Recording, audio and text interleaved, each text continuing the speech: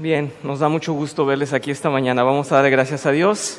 Tenemos tanto que agradecer. Teníamos un par de huracanes ahí acechando y en último momento el Señor dijo, no, que no entre y que no se bañen por ahora y que no sufran daños. Así es que le agradecemos tanto a Dios que está por encima de cualquiera de nuestras circunstancias y que es realmente soberano ante cualquier poder en la tierra porque Él es por encima de todo. Vamos a darle gracias y vamos a dedicar este estudio si me acompañan. Padre Santísimo, te damos gracias realmente con nuestros corazones, Señor. Realmente lo sentimos, queremos agradecerte en todo lo que has hecho en nuestras vidas. Nos has despertado de donde estábamos muertos y destinados a la oscuridad eterna, Señor. Has sido por nosotros, has pagado por nosotros, nos tienes aquí reunidos en un mismo amor, en un mismo espíritu, Señor. Gracias por esa misericordia que has tenido tan grande. Gracias porque estamos aquí y podemos el día de hoy dedicarte este día, exaltarte, escuchar tu palabra, comentarla y crecer poco a poco en espíritu, Señor. Perdona nuestros pecados y queremos que nos atiendas siempre, Señor, para que crezcamos, para que nos alimentes y crezcamos en conocimiento, en entendimiento y glorificarte cada día más con ello. Bendice a todos nuestros hermanos donde quiera que estén.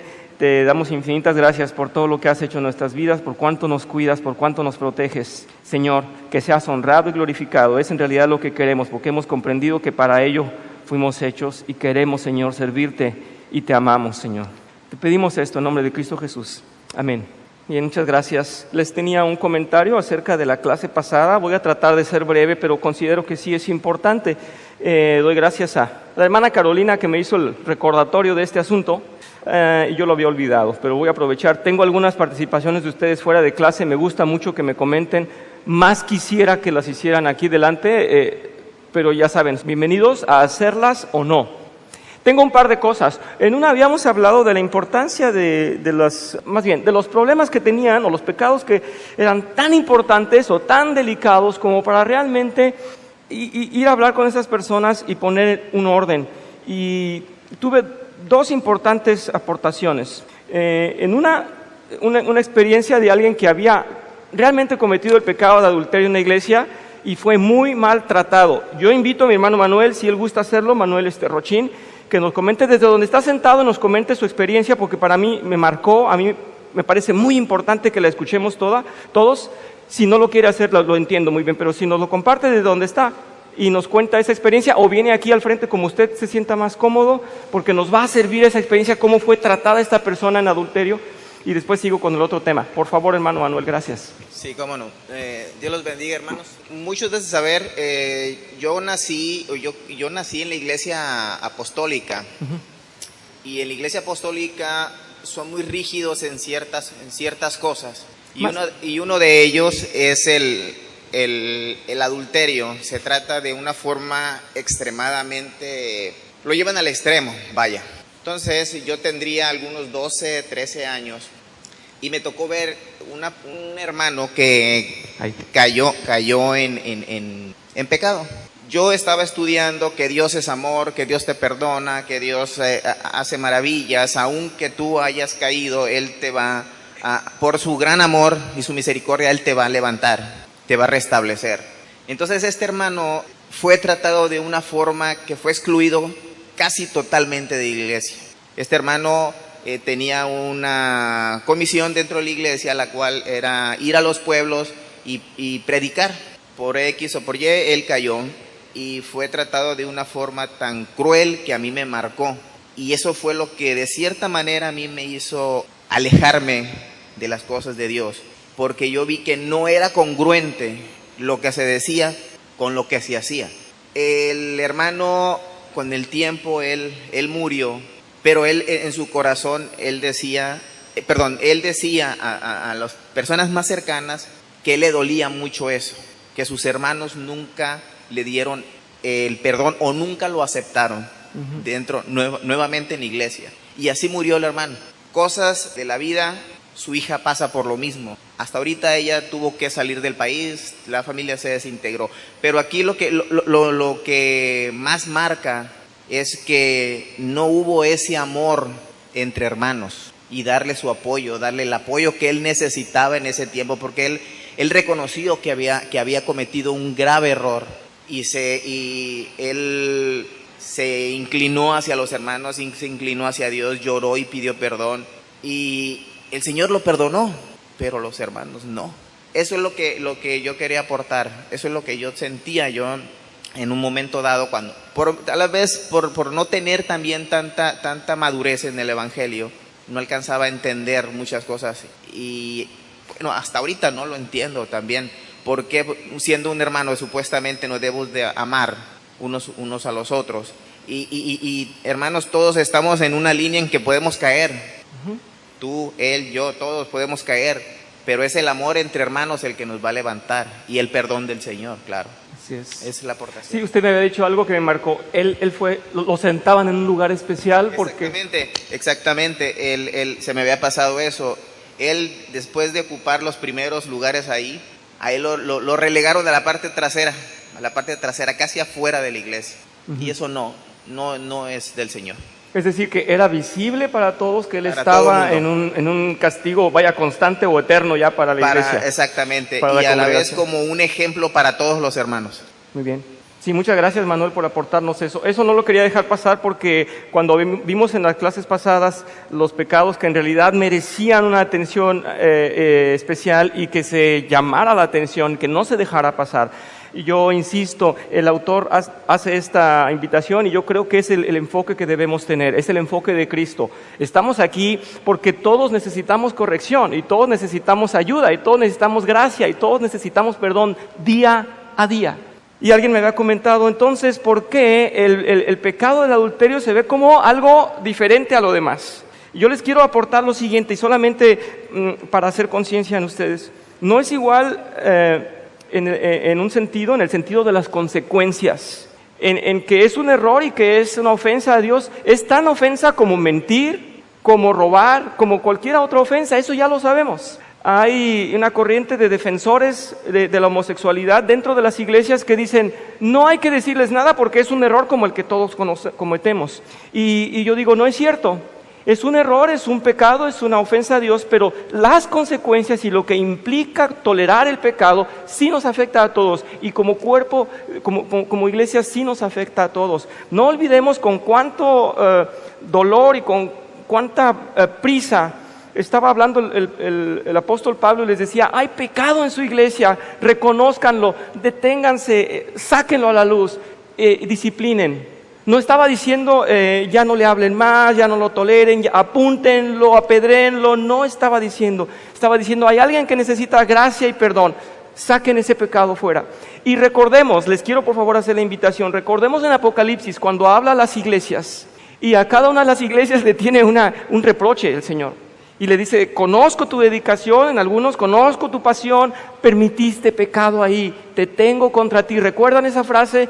Tengo contra ti esto que tenías mal. Así es que sí es urgente hacerlo.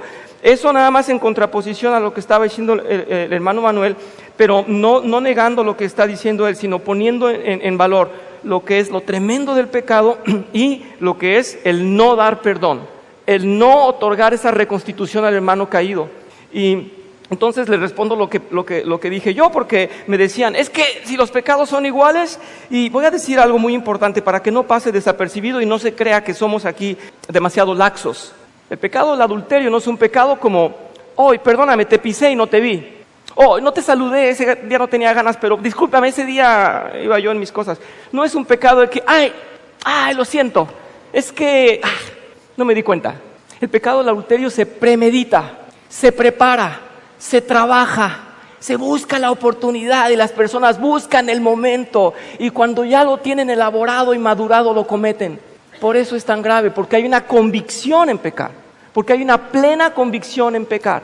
Voy a hacer y me disculpan si soy muy burdo, no hay menores aquí, y además yo estuve en un tiempo viviendo en Europa, muchos años, y había unos chistes en Europa en los cuales se decía que llegaba tanto libertinaje y tanto la socialización, que podías tener una relación sexual con alguien y al siguiente dices, ay, disculpa, ¿cómo te llamabas? Como si fuera en realidad algo como respirar. No es cierto. El pecado del adulterio es muy grave porque es voluntario, realmente es un prepararlo, planearlo y llevarlo a cabo. Así es que sí merece darle un tratamiento especial, porque la persona va a seguir pecando, porque está en ese gozo. Pero por otra parte, no existe pecado el cual Dios no perdone. ¿Por qué nosotros sí vamos a seleccionar a los que perdonamos y a los que no? Yo les invito a que tengamos realmente esa conciencia y, como dice el método, vamos por ellos, ¿para qué? No para azotarlos con las razones y verdades bíblicas, sino para levantarlos con la mano de piedad que ha tenido el Señor con nosotros, pecadores todos, en necesidad. Decía el señor Jerry Cross, este es un hospital en el cual unos mejoran más rápido que otros y unos ya son dados de alta. Bueno, estamos en camino de ser dados de alta. Todos estamos en el hospital recuperándonos porque estábamos realmente sumidos en pecado. Es mi invitación a dar la mano y decir, vamos a levantar este pecado, no a señalarlo porque no trae ningún fruto positivo. Gracias, hermano. Judith, adelante. Difiero un poco. A ver. Porque siento que todos los pecados nos los pusieron en el mismo nivel, o no sé cómo decirlo. ¿Por qué tratar a uno diferente? Se debe tratar, siento yo, todos iguales, porque no pusieron este es más, este es menos. También puede ser premeditado matar, asesinar, mentir. O sea, siento que todos tienen el mismo trato y peso y que se trata más bien de un tema de obediencia, ¿verdad? Es mi punto. Sí, no, probablemente no pasó, no lo expresé como debo y voy entonces a extender un poquito más solamente. Yo dije ante todo, todos los pecados tienen la gravedad de ofender a Dios, de contradecir su verdad, su pureza, su santidad.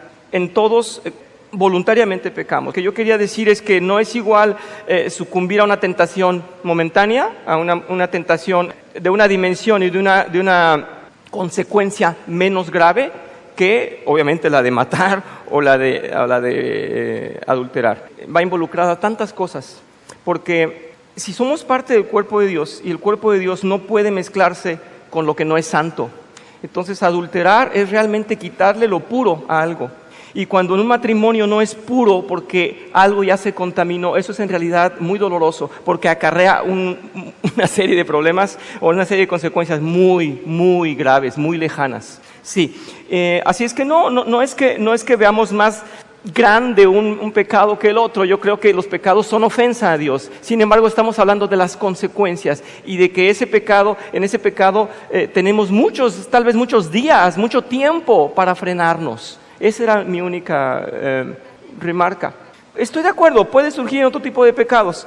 Sí, sin embargo, un pecado en el cuerpo de Dios, como lo es el adulterio, realmente va a infiltrarse en la iglesia, va a tener consecuencias a muchos otros. ¿Recuerdan que habíamos visto ese comentario en el cual el mismo autor dijo, cuando ofende a Dios, cuando ofende a uno, cuando ofende a varios, cuando ofende a él mismo, como el alcoholismo, por ejemplo, que lo está destruyendo a él mismo, ¿verdad? Entonces estamos viendo que sea como sea, un miembro del cuerpo de Dios está en dolor, está lastimado, está en pecado, los demás se duelen también. En este caso realmente es directo la ofensa. Espero que quede un poquito más claro lo que quise decir. Gracias, hermana Anita. Sí, ¿verdad, Anita? Ya mi vista me falla, Dios mío. Me va a dar clases Blanquita porque ella me identifica desde lejos. Sí, es que con respecto al adulterio pienso que todos los demás pecados son fuera del templo y nosotros somos el templo donde habita el Espíritu Santo. Entonces, pues creo que sí es algo más fuerte que mentir o que ese tipo de cosas, porque el templo donde habita está siendo mancillado. Entonces, pues creo que sí tiene repercusiones un poco más fuertes para uno como persona, para uno mismo, no tanto para la comunidad, sino para uno mismo, que uno siente que se ha traicionado a uno mismo, ¿verdad? Y pues ciertamente, ¿quién es uno para juzgar? Como el Señor cuando dijo, el que esté libre de pecado, pues que arroje la primer piedra, o sea... Muy bien, gracias por su aportación. Creo que con todos estos comentarios nos va quedando más claro y quería sobre todo, ese comentario que me hizo Manuel me marcó, creo que debemos llamarlos a la reconstitución porque cada uno de nosotros necesita perdón, compasión, piedad y que se le ponga en el lugar de hijo de Dios, parte de esta iglesia. Sí, hermano Manuel, muchas gracias, ya no tarda en llegar, Caro, pero ese era mi propósito, este trato espantoso que le habían dado a esta persona de la cual nos da testimonio el hermano. Sí. Bueno, generalmente lo que están tocando, me imagino es que es adulterio entre personas, pero muchas citas bíblicas habla referente al adulterio, pero no nada más es entre personas, y principalmente está muy castigado o muy relevante a eso en diferentes partes de la Biblia. Está en Jeremías, dice: porque no habré de perdonarte, tus hijos se han abandonado, han jurado por lo que no son dioses. Cuando suplí sus necesidades, ellos cometieron adulterio, y en tropel se volcaron a los prostíbulos. Eso quiere decir no nada más que es entre personas, entre faltar al respeto al cónyuge o al novio o al hermano. Entonces es principalmente el adulterio de cambiar de Dios y hacer altares a otros dioses. Yo creo que por eso es tan importante y tan relevante en el tema que estás tocando. Muchas gracias. Eso me lleva a conectar con la segunda y lo que les comentaba, que la hermana Caro la semana pasada me dijo: estás olvidando este punto, y tiene toda la razón. Hay un punto en el cual también tenemos que decir: cuidado, y esta persona hay que tratarla especialmente. Les voy a dar un testimonio. Hace mucho tiempo yo, doy gracias a Dios, me pude compartir a unas personas y vinieron. Y se emocionaron por un tiempo y dijeron: qué bonito aprender de Dios, tantas cosas, y nos sentimos muy bien, y nos gustan las alabanzas, y nos gusta ir, y la gente. Y poco a poco fueron diciendo: entonces es como el Reiki, la energía. Entonces Jesús sanaba con sus manos, yo voy a aprender Reiki porque yo quiero sanar personas. Y yo les dije: no es por ahí. No, sí, si Jesús sanaba, su voluntad es que yo sane también otra gente. Y entonces, discretamente, yo dije: voy a tener que dar explicación de las filosofías y las ideologías que no van de acuerdo con la Biblia y que salen del Evangelio y que no tienen propósito alguno en el entendimiento de Dios. Y empecé a dar unas clases y pronto se molestaron, me dijeron: estás hablando de nosotros. Y dije: bueno, te voy a decir, la verdad es que sí, me incomodó que estabas en otras disciplinas y en otras cosas y mezclando lo de aquí con lo de afuera, pero en realidad esta clase le sirve a todos y queremos que todos se encaucen. Y me dijo: pero es que yo ya encontré lo mío es el conocimiento de los ángeles. Y entonces voy a aprender cómo funcionan los ángeles y cuántos son y cómo se llaman, y voy a decorar mi casa con imágenes de ángeles. Y lo hizo. Y entonces voy a dar clase acerca de los ángeles, porque ya estudié, y ahora voy a dar clase acerca del Reiki, voy a sanar en mi casa y voy a darles clase de todo. Pero quiero seguir viniendo a la iglesia. Y como eran mis amistades, le dije: yo no sé de qué te va a servir porque estás en una verdadera confusión. Porque no has querido atender a las clases en donde se te está diciendo que estás totalmente desviado. Una cosa es la gracia de Dios, su evangelio tal como es, y tú estás desviando un tema que es el que más te gustó. Y dijo: es que realmente lo demás me incomoda. Y dije: no, pues no estás recibiendo el evangelio. Y dijo: y además eso del bautizo no es para mí. Pues esta persona, lo siento mucho, y le dije: yo creo que lo mejor es que no asistas ya con nosotros. Y me decía el pastor: dales tiempo, y le dimos mucho tiempo hasta que dejaron de venir. Y tienen su escuela de ángeles y de sanación ahí por la energía de las estrellas y no sé cuánto. Y además les gustaba colocar cuarzos en puntos estratégicos para sanar. A esas personas hay que decirles que no nos representen afuera como que son cristianos, como que vienen aquí y tienen una disciplina que realmente contradice a Dios. Eso es delicado. Así es que sí son puntos muy delicados que no quería dejar pasar, y gracias a Manuel y gracias a Caro por darme esa información que creí importante compartirla. Son puntos que sí nos llevan a hablarlo directamente. Si me acompañan, vamos a esta parte en donde dice el autor: hablemos la verdad con amor.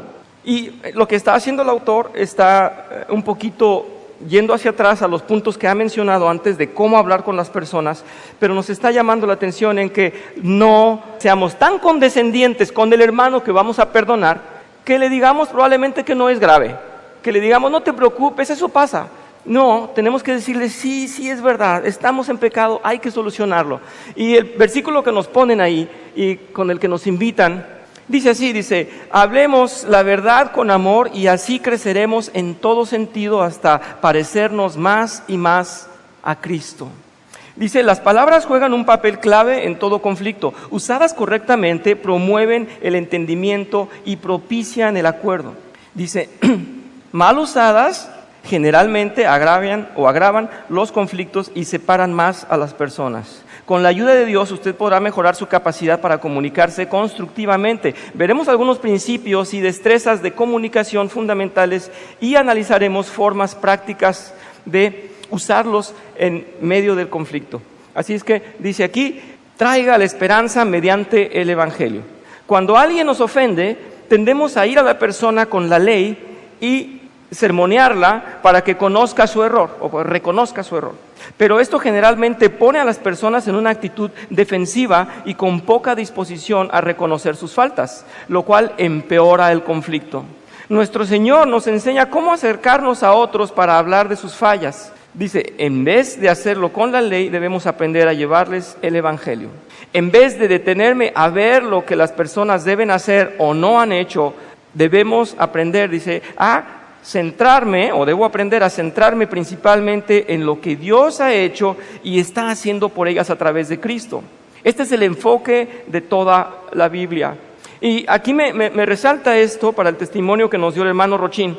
Si la persona estaba arrepentida, si la persona había vuelto a la iglesia, si la persona había confesado su pecado y quería asistir, no debían tenerlo en un lugar apartado y marcado. Debería de ser bienvenido, recibido en el seno de la iglesia, decir, estamos reconstituyéndote en amor, porque eso nos puede pasar exactamente a todos aquí presentes. Así es que no es alguien que pecó y se aleja y que se definió como no quiere saber nada de Dios, al contrario, quiero saber y necesita y requiere de nuestro abrazo y nuestro apoyo. Dice, en la conversación de Jesús con la mujer samaritana, recuerdan que ya hablamos de esto, pero él quiere hacer hincapié aquí, el autor dice, en vez de hacer hincapié en sus pecados, Jesús dedicó la mayor parte del tiempo a conversar sobre la salvación, la vida eterna, la verdadera adoración y la venida del Mesías. Solamente para que nos quede más en conciencia este trato que dio el Señor Jesús a esta pecadora, como todos somos pecadores y como todos requerimos de ser tratados, que es un ejemplo. Dice en Juan 4, del 7 al 26, sus discípulos habían ido al pueblo a comprar comida, en esto llegó a sacar agua, dice, una mujer de Samaria, y dijo al Señor Jesús, dame un poco de agua. Le dijo el Señor Jesús, dame un poco de agua, pero como los judíos no usan nada en común con los samaritanos, la mujer respondió, ¿cómo se te ocurre pedirme agua si eres judío y yo soy samaritana? Si supieras lo que Dios puede dar y conocieras al que te está pidiendo agua, contestó Jesús, tú le habrías pedido a él y él te habría dado agua que da vida. Señor, ni siquiera tienes con qué sacar agua y el pozo está muy hondo. ¿De dónde pues vas a sacar esa agua que da vida? ¿Acaso eres tú superior a nuestro padre Jacob, que nos dejó este pozo del cual bebieron él, sus hijos y su ganado? Dice, todo el que beba esta agua volverá a tener sed, respondió Jesús. Pero el que beba del agua que yo le daré, no volverá a tener sed jamás, sino que dentro de él esa agua se convertirá en un manantial del que brotará vida eterna. Señor, dame de esa agua para que no vuelva a tener sed ni siga viniendo aquí a sacarla. Ve a llamar a tu esposo y vuelve acá, le dijo Jesús. No tengo esposo, respondió la mujer. Bien has dicho, no tienes esposo. Es cierto que has tenido 5 y el que ahora tienes no es tu esposo. En esto has dicho la verdad. Señor, me doy cuenta de que tú eres profeta. Nuestros antepasados adoraron en este monte, pero ustedes los judíos dicen que el lugar donde debemos adorar está en Jerusalén. Créeme, mujer, que se acerca la hora en que ni en este monte ni en Jerusalén adorarán ustedes al Padre. Ahora ustedes adoran lo que no conocen. Nosotros adoramos lo que conocemos, porque la salvación proviene de los judíos, pero se acerca la hora y ha llegado ya en que los verdaderos adoradores rendirán culto al Padre en espíritu y en verdad, porque así quiere el Padre que sean los que le adoren. Dios es espíritu y quienes le adoran deben hacerlo en espíritu y en verdad. Sé que viene el Mesías, al que llaman Cristo, respondió la mujer. Cuando Él venga, nos explicará todas las cosas. Ese soy yo, el que habla contigo, dijo Jesús. Bien, vemos claramente la orientación del Señor. Le quería mostrar su pecado, pero no fue directamente, fue hablarle realmente de agua viva, realmente de salvación, realmente de plenitud, realmente de no tener más necesidad. Y ella dice, quiero eso, y como despertó su curiosidad, y ella le estaba confirmando, se habla de un Mesías, estaba despertando en ella la sed de ese Mesías, y entonces le habla y le dice al último, ese soy yo. El objetivo de Jesús no era ir con el látigo y realmente decirle, es que tienes 5 esposos y no entiendes, y ahora estás con otro todavía. Le estaba diciendo, necesitas salvación, necesitas vida eterna, necesitas descanso, no sabes ni a dónde adorar. Y la adoración ahora va a ser en espíritu y en verdad, va a ser real, ya no va a ser algo que no conozco. Es maravillosa la respuesta de Jesús. ¿Qué tal si tuviéramos el mismo propósito nosotros? Y en cada vez que llamáramos la atención, predicáramos el Evangelio. Es lo que nos está diciendo el autor del método. En el texto dice, ella respondió ávidamente, bajó sus defensas y puso su confianza en Cristo. Jesús cambiaba este enfoque cuando reprendía a los fariseos endurecidos, pero su enfoque típico para llevar a las personas al arrepentimiento era anunciarles las buenas nuevas del perdón de Dios. No sé si alguien me quiera comentar o le llamó la atención, ¿por qué Jesús trataba diferente a los fariseos? ¿Recuerdan o qué se les ocurre que puede ser lo que nos está diciendo aquí el autor? ¿Por qué con ellos no era tan sutil de ir a presentarles tal vez una gran parábola, sino que iba directamente a los estudiosos de la ley y realmente los atacaba y les decía hipócritas y víboras y todo eso? Soberbia, sí. ¿Por qué?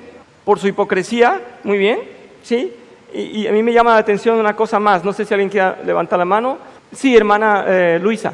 Exacto. Porque ellos sí tenían un conocimiento de generación tras generación, sabían a quién había que adorar y sabían que se anunciaba el Mesías y que ya llegaba el Mesías y tenían que reconocerle y no lo aceptaban porque ellos merecían realmente un trato enérgico y decir, aquel que han estado esperando, ahí está. Yo recuerdo cuando se defiende Pablo y da su explicación ante el concilio, dice, hey, yo como ustedes también predicaba a Moisés, yo también con ustedes esperaba al Mesías, aquí estoy, ya llegó el Mesías, yo lo vi. ¿Me explico? Ellos sí merecían ya un trato directo, porque con ellos no había que hablar de qué quieres en la vida. Hey, tú adoras a Abraham, tú adoras a Moisés, tú estabas esperando al Mesías y ya llegó. Con él tenía que decirles, no sean ciegos, ¿verdad?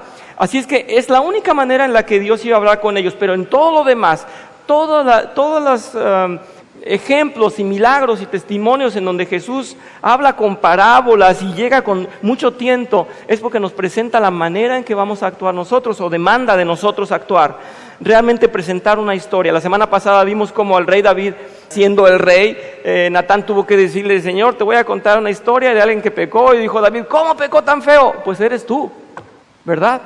Y ahora nos dice, aprovechemos cada momento para predicar el Evangelio, dice el autor. Vamos a ver Lucas 19 del 1 al 10, si me acompañan vamos a leerlo. Dice, Jesús llegó a Jericó y comenzó a cruzar la ciudad. Resulta que había ahí un hombre llamado Zaqueo, jefe de los recaudadores de impuestos, que era muy rico. Estaba tratando de ver quién era Jesús, pero la multitud se lo impedía, pues era de baja estatura.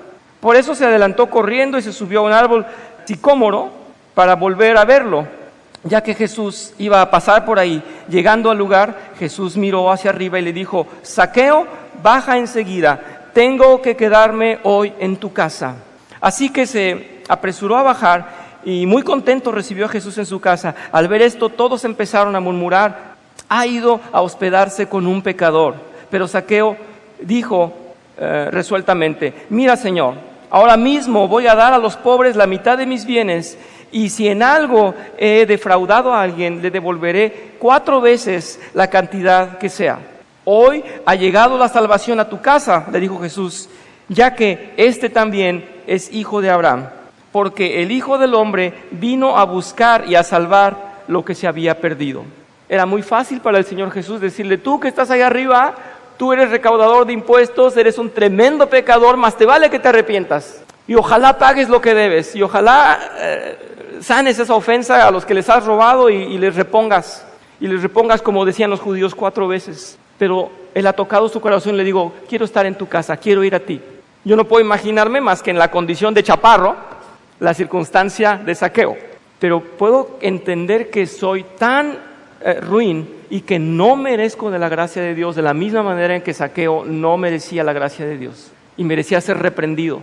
Hemos estudiado, hemos visto cómo los recaudadores de impuestos eran muy tranzas, decimos en México, muy deshonestos, porque no solamente llevaban el impuesto que tenían que llevar, sino que extorsionaban. Y entonces jugaban con los impuestos y también manejaban el dinero y también ganaban a su favor mucho más. Así es que sí, eran tremendamente pecadores, tremendamente deshonestos y no les quería nadie. Y el Señor Jesús dijo, voy a ir a tu casa a comer, contigo quiero estar. Y eso le rompió el corazón, como nos debe realmente transformar a todos. ¿Cómo que el Señor viene a mí? Si somos honestos y el Señor nos ha abierto los ojos, ¿con qué vergüenza, con qué pena y al mismo tiempo con qué gozo el Señor está en nosotros? El Señor vino por nosotros, no valíamos la pena y el Señor extendió su mano por mí. Así es que es lo que dice el autor. Y si vamos, en lugar de ir a reparar el daño, a remendar o a corregir al hermano que está pecando y decirle en dónde está pecando, y si primero le decimos, hey, el Señor ha rescatado a su pueblo y a cada uno de los pecadores se ha acercado a ellos, les ha saldado la deuda y los ha abrazado y quiere que no pequemos más. Es el mensaje del autor en este capítulo. Vamos a ver esta cita en Juan número 8, versículos 10 y 11. Dice, entonces él se incorporó y está hablando de la mujer adúltera que iba a ser apedreada y le preguntó, dice, mujer, ¿dónde están? ¿Ya nadie te condena? Dice, no, Señor, tampoco yo te condeno, ahora vete y no vuelvas a pecar. El Señor primero la rescató, primero le quitó a los que le iban a apedrear, primero hizo conciencia en ellos, ustedes también pecan, no merece la muerte. Y después le dijo, entonces ya vete. No podemos tal vez imaginar, o podemos en tantos pecados que hemos cometido, imaginar cómo la mujer estaba agradecida con el Señor. Era para estar a sus pies y llorar, era para decir, Señor, no merecía la vida y tú me salvaste y tú me perdonaste. En ese asunto estamos diario, nosotros realmente estamos a diario. Miren, yo a medida que la edad me llega, así como llega las olas del mar, así como la edad me llega tan rápido, yo ya se me está quitando un poquito ese mal el mal de las noticias, le llamo yo, porque le dio a mi abuelo, le dio a mi papá, le da a todo mundo y nos despertamos a ver noticias. Y poco a poco, como hijo de Dios, digo, es que ya ni ganas dan porque hay odio, hay violencia, hay pecado impregnado en el mundo, realmente empapado de pecado. ¿Cuál es el propósito del ser humano? Es realmente lastimar al otro, es realmente ver por sí, realmente el egoísmo, el asesinar, el violar los derechos del otro. Y me veo y digo, ¿dónde estaríamos si no estamos ahora buscando la manera de comportarnos como Dios? ¿Qué es lo más importante en el mundo? Es que la manera en la que convivimos es horrenda. Es que la manera en que cómo nos tratamos es realmente desastrosa. Alguien decía, un cómico decía en Europa, ¿qué es el capitalismo? Y dijo, bueno, el capitalismo es la explotación del hombre por el hombre. ¿Y qué es el comunismo? Y dice, es todo lo contrario. El otro hombre por el otro hombre. O sea, es nada más se cambian los papeles, pero en realidad es lo mismo, porque el fin del hombre es destruir, hacer mal y tener en egoísmo lo que él quiere. ¿Cuánto necesitamos de estos estudios y que realmente Dios nos diga qué debemos hacer y cómo debemos ir a nuestros hermanos, a nuestros prójimos, en humildad y en honestidad? Yo peco como él, necesito un abrazo. Yo peco como el otro, exactamente igual que el otro. Necesita que lo comprenda, porque yo necesito refugio en alguien, y es en Cristo. Así es que vamos los dos al refugio, ¿no? Vamos los dos a Cristo. Aquí dice en el texto, el apóstol Pablo usaba un enfoque parecido, aun cuando tenía que tratar con un pecado serio.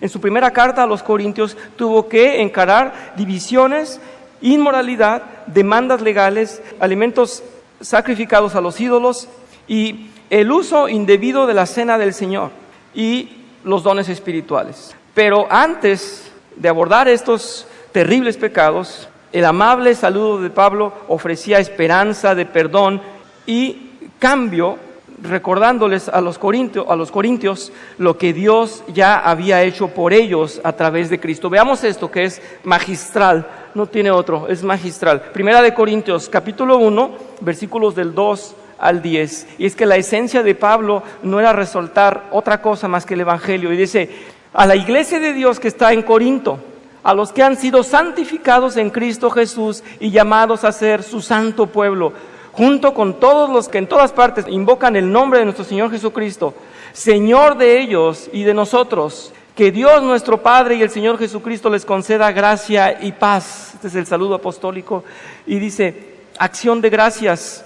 Dice aquí, siempre doy gracias a Dios por ustedes, pues Él en Cristo Jesús les ha dado su gracia. Unidos a Cristo, ustedes se han llenado de toda riqueza, tanto en palabra como en conocimiento. Digo, con una introducción como esta, es que no se le puede escapar nada. Nos está diciendo, realmente hay amor de Dios por cada uno de ustedes y les ha dado la vida y el perdón. Y después continúa diciendo, así se ha confirmado en ustedes nuestro testimonio acerca de Cristo, de modo que no les falta ningún don espiritual mientras esperan con ansias que se manifieste nuestro Señor Jesucristo. Él los mantendrá firmes hasta el fin para que sean irreprochables, y aquí viene ya, en el día de nuestro Señor Jesucristo. Fiel es Dios, quien los ha llamado a tener comunión con su Hijo Jesucristo, nuestro Señor. Todo esto para decirles, sean irreprochables, que no haya pecado en ustedes. Ay, Pablo, hermano Pablo, hubieras dicho, no pequen, desvergonzados, tremendos. Pero les dice, vean de dónde viene, vean, han sido bañados con la gracia, han sido considerados hijos, son algo valioso para Dios, han recibido y ahorita están esperando a que vuelva el Señor. Mientras tanto, sean irreprochables. ¿Qué dice uno después de esto? Realmente debo ser irreprochable. Es que el anuncio no es con látigo, no es con una presión, con una demanda urgente. Y vean lo que dice a continuación. Les suplico, hermanos, ya cuando los tiene totalmente convencidos del mensaje principal, el mensaje más importante, dice, les suplico, hermanos, en el nombre de nuestro Señor Jesucristo, que todos vivan en armonía y que no haya divisiones entre ustedes, sino que se mantengan unidos en un mismo pensar y en un mismo propósito. No haya divisiones y que haya armonía. Con cuánto amor. Y el autor, lo quise poner literal para ustedes, el autor dice, qué forma maravillosa de iniciar para luego guiar a la corrección y lograr el arrepentimiento y el cambio. Cuánto amor, cuánta dedicación, cuánta contemplación a la gracia. Y al último les dice, sean irreprochables, no se dividan, vivan en armonía. ¿Verdad que estamos bien preparados nosotros para hacer lo mismo? Bueno, sí, por el Evangelio sí. ¿Lo aprendemos en la Biblia? Sí. ¿Y nuestra carne qué dice? No, yo no puedo. Es que necesito llevar mi energía y mi manera de hacer para que entienda con mis palabras. Y somos invitados, dice el autor, somos invitados a hablar la verdad con amor. Es que Pablo pudo haber sido hipócrita, decir, no se preocupen, ya sé que son hipócritas, ya sé que son chismosos, ya sé que hay división, pues ahí la llevamos todos. Porque como yo también soy pecador, pues no me atrevo a decirles nada. Pero Pablo dice no, y la palabra apóstol dice mensajero de Dios, y la palabra apóstol dice tú debes hablar en el nombre de Dios, y es lo que nos pasa a todos nosotros, debemos hablar en el nombre de Dios y decir, vamos a la gracia, vamos a realmente vivir como los que fuimos perdonados y salvados, dejemos de pecar. Así creo yo que quiere el autor que comprendamos estos capítulos. Si quieren leer conmigo abajo, dice, Pablo hizo lo mismo en sus cartas a las demás iglesias y personas. Siempre mantenía a Jesús en el centro de su instrucción y corrección. Al escribir a los Efesios, Pablo dedicó la primera mitad de su carta a una descripción detallada del plan de redención de Dios. Cuando finalmente se pone a tratar de los errores en la congregación, sus lectores ya están preparados sobre un fundamento de esperanza y aliento. Es que si el pecador ve venir la instrucción, se va a proteger, se va a defender, va a cerrarse y va a decir, a mí no me dicen nada, mejor me protejo. Pero si lo primero que le das es una salida, la esperanza, el perdón, el no te voy a castigar, no soy yo para castigarte, voy a abrazarte pero voy a anunciarte la verdad. Pablo, dice ahí, hizo lo propio con los filipenses y los colosenses, quienes también necesitaban corrección e instrucción. Comienzan ambas cartas llamando la atención a lo que Dios ha hecho en cada una de las iglesias. Vamos a emocionarnos con esto. En Filipenses 3, dice así, versículos del 1 al 11, dice, por lo demás, hermanos, dice, alégrense en el Señor. Para mí no es molestia volver a escribir lo mismo, y a ustedes les da seguridad. Cuídense de esos perros, cuídense de esos que hacen el mal, cuídense de esos que mutilan el cuerpo, porque la circuncisión somos nosotros, los que por medio del Espíritu de Dios adoramos, nos enorgullecemos con Cristo y no ponemos nuestra confianza en esfuerzos humanos. Yo mismo tengo motivos para tal confianza. Si cualquier otro cree tener motivos para confiar en esfuerzos humanos, yo más. Circundado al 8º día del pueblo de Israel, de la tribu de Benjamín, hebreo de pura cepa en cuanto a la interpretación de la ley, fariseo en cuanto al celo, perseguidor de la iglesia en cuanto a la justicia de la ley, que la ley exige, intachable. Sin embargo, todo aquello que para mí era ganancia, ahora lo considero pérdida por causa de Cristo. Es más, todo lo considero pérdida por razón del incomparable valor de conocer a Cristo, mi Señor. Por Él lo he perdido todo y lo tengo por estiércol, a fin de ganar a Cristo y encontrarme unido a Él. No quiero mi propia justicia que procede de la ley, sino la que se obtiene mediante la fe en Cristo. La justicia que procede de Dios basada en la fe. Lo he perdido todo a fin de conocer a Cristo, experimentar el poder que se manifestó en su resurrección, participar en sus sufrimientos y llegar a ser semejante a Él en su muerte. Así espero alcanzar la resurrección de entre los muertos. Que nos diga alguien en su persona, yo podría jactarme de quién soy, y nada de esto me sirve más que la gracia de Dios. Al final dice que Él quiere parecerse a Cristo en su muerte. ¿Qué está diciendo el apóstol Pablo? Nadie repose en sus fuerzas, no tengan esa vanidad, no caigan en ese pecado, nadie repose en sus acciones. Yo mismo que hice tanto y que vengo realmente de ser un judío de un linaje y ser fariseo, no reposo en eso, no me importa. Todo eso no sirve para nada. Todo eso es deshecho el día de hoy por la gracia de Cristo, porque lo he cambiado por Cristo. Y es un llamamiento a esto. Vamos a leer el ejemplo en Colosenses, de qué otra manera habla el apóstol Pablo. Y dice, siempre que oramos por ustedes, en Colosenses 1, versículos del 3 al 23, siempre que oramos por ustedes damos gracias a Dios, el Padre de nuestro Señor Jesucristo. Pues hemos recibido noticias de su fe en Cristo Jesús y del amor que tienen por todos los santos, a causa de la esperanza reservada para ustedes en el cielo. De esta esperanza ya han recibido por la palabra de verdad, que es el Evangelio, que ha llegado hasta ustedes.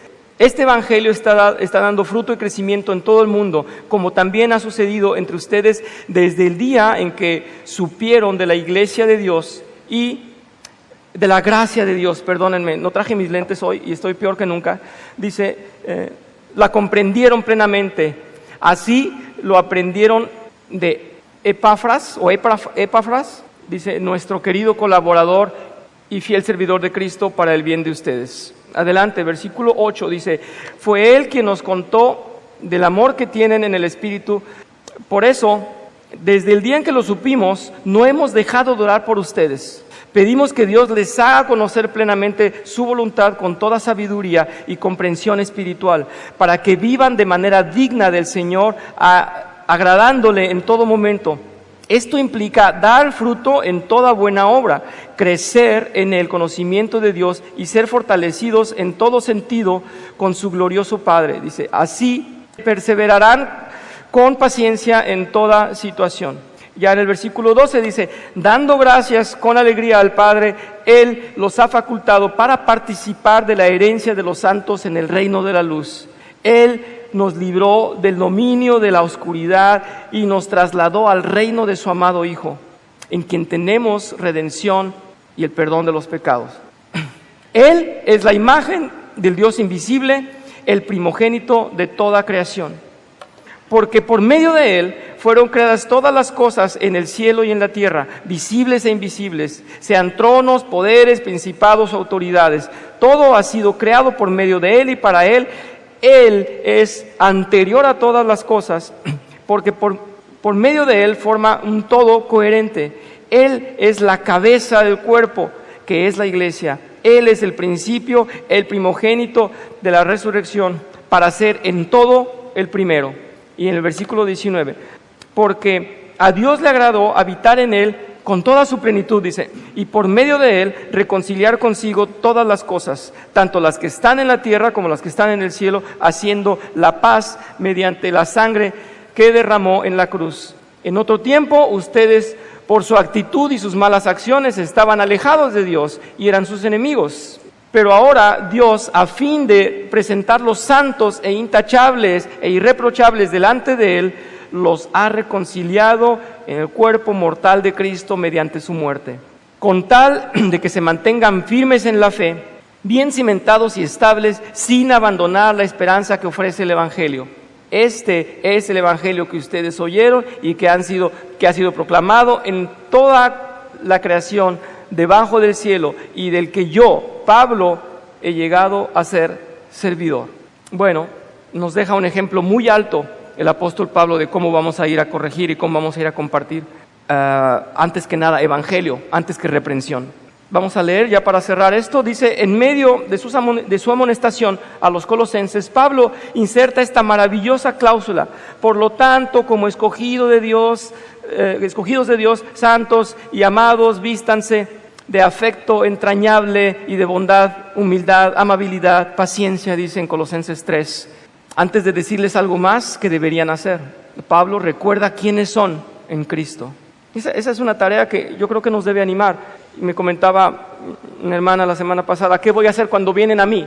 Cuando vienen a mí a reprenderme, porque estamos viendo mucho cómo voy yo con amor, pero ¿qué voy a hacer cuando vienen a mí, cuando me toca a mí? Yo quisiera que me recuerden que soy un hijo de Dios y quién soy en Cristo.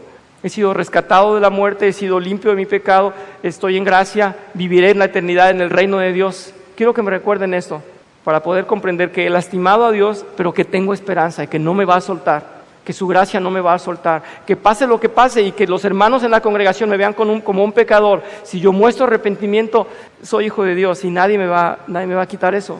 Esto que decía el hermano Manuel, ¿cómo podemos sentar a un pecador atrás porque pecó? ¿Y dónde está la gracia? Yo quiero que vengan a mí hablándome y recordándome, eres hijo de Dios, ya Cristo pagó por ti, vamos a tener cosas que reparar, pero Cristo pagó por ti, y tu esperanza y tu salvación, ¿y a quién te vas a aferrar? Es a Cristo. No te preocupes, pero tenemos que hablar de algo que pasó. ¿Sí me explico? Dice ahí, hablen la verdad, pero con amor. Tenemos que recordar, la gracia está en ti, hermano, y yo voy a ver a alguien que pecó contra mí o contra alguien más, o que se está haciendo daño a sí mismo, y tengo que ir a decirle, eres hijo de Dios, el Señor te ama y te ha salvado, así es que no vas a muerte, vas a una reparación, vas a una enmendación de algo que hiciste mal. ¿Puedo hablar contigo de esto? Yo pienso que es muy diferente a que me digan, quiero hablar contigo de algo, después nos vemos, o vamos a vernos. Dime, Hugo. Ya casi estoy cerrando, pero sí, te agradezco mucho. Peter Bolling de repente te decía de una manera muy curiosa, te da una bofetada con un guante blanco en ese sentido, lo que estás platicando. Te veía en la mañana aquí en la iglesia y, hola hijo, ¿ya pecaste? Si no, todavía tienes tiempo. O sea, era una manera de recordarnos que antes de juzgar a alguien que haya pecado, tenemos que recordar que nosotros también estamos en la misma condición. Y donde abunda el pecado, sobreabunda la gracia, ¿no? Muy bien, gracias. Y el pecado lo tenemos diario, ¿verdad que no se nos escapa? Es lamentable. Sí, cada 5 minutos, bueno, cada rato. Hermano Manuel, muchas gracias. Hace un momento hablabas de por qué era tan duro Jesús con los fariseos, y es por eso, porque no tenían misericordia. Ellos se sentían buenos, se sentían justos, sentían que eran las mejores personas. Entonces no tenían misericordia hacia los demás, y sobre todo a los pecadores y a los que no eran pueblo de Dios. Muy bien, muy bien. Le dio exactamente al centro, es lo que decía la hermana Judith, pero es lo que decía por hipócritas, porque estaban diciendo por mis medios, por mi reputación, por mi linaje, por mis buenas prácticas, y él por eso les decía, víboras, hipócritas, es por la gracia, compréndanlo. Por eso llegaba a este punto de con ellos tenía que atacar, ¿verdad? Vamos a cerrar en esto que dice, como demuestran esos pasajes, cuando necesitamos hablar con otros acerca de sus fallas, debemos pedir la ayuda de Dios para resistir nuestra tendencia a machacar a la gente con sus fallas. Por supuesto que necesitamos mostrarles en dónde han pecado y se han alejado de los caminos de Dios, pero eso debería ser principalmente foco de nuestras palabras, dice, porque el juicio no debería ser el foco, porque el juicio desalienta inevitablemente. Cuando ya vienes con un diagnóstico, es que tú eres pecador y se llama de tal modo tu pecado, pues ya vienes realmente atacándome. Pero si me hablas primero de la gracia y que Dios me ha salvado y que Dios me ha amado por encima de mi pecado, pues necesito ir a corrección entonces. Si necesito ir al taller o al hospital, decíamos, a este que es el hospital de los pecadores, pues necesito ayuda. Ya la última frase dice, con la ayuda de Dios podemos en cambio ofrecer esperanza, atrayendo la atracción a la noticia maravillosa de que Dios ha perdonado nuestros pecados a través de Cristo y está ansioso por ayudarnos a cambiar nuestros caminos. Dice aquí, ya para cerrar, veremos que en cualquier circunstancia y ambiente en que se presente el problema, este enfoque abre la puerta al arrepentimiento y la paz. Cuanta más esperanza dé usted centrándose en lo que Dios ha hecho y está haciendo por nosotros, mayor probabilidad habrá de que los demás escuchen sus inquietudes, reconozcan sus errores y avancen hacia la reconciliación. Bien, a mí me toma tiempo cada vez que estudio esto. Primero, soy muy lento y después, cuando trabaja en mí, la conciencia me da mucha carga. Hay mucho que trabajar para ver cómo tratamos a los demás. Diariamente tenemos diferencias de pensar, si eres casado con tu pareja, si no eres casado con un montón de gente, con tus amigos, y como eres miembro de la iglesia, diariamente tienes discordancia con los hermanos en algún punto, porque todos pensamos diferente. Así es que este método es para todos. ¿Y cómo vamos a tratar los problemas? Es para todos. ¿Y cómo vamos a ir con la gracia delante y con el evangelio delante? Es una regla para todos. Bien, vamos a dar gracias y lo dejamos de tarea para que funcione en la mente y en el espíritu. Padre Santo, te damos gracias porque nos das una gran esperanza y nos das una seguridad en tu salvación, Señor, y no podemos olvidarnos de ella. Y no podemos permitir que el pecado destruya nuestra relación con nuestros hermanos, ni cuando hemos pecado, ni cuando otros han pecado y tenemos que ir a reprenderlos. Porque el máximo propósito es recordar de tu gracia a todo pecador, a todos nuestros hermanos. El punto más importante es recordarles el evangelio, recordarles el sacrificio de Cristo y que ha pagado por todos esos pecados, incluso por el de ayer y por el de hoy y por el que sigue. Y que nuestra mano, Señor, no sea pesada en la justicia de carne, sino que sea realmente con la verdad en el evangelio, anunciando antes que nada la esperanza viva que tenemos en ti y ese amor tan grande que lo cubre todo. Que seamos cada día mejores practicantes del evangelio y que seamos realmente portadores de él, aún en los casos severos. Sé con nosotros, Señor, aliéntanos y guíanos. Sabemos que vas a estar delante de toda situación y te lo agradecemos de antemano. En el nombre de Cristo Jesús. Amén. Gracias.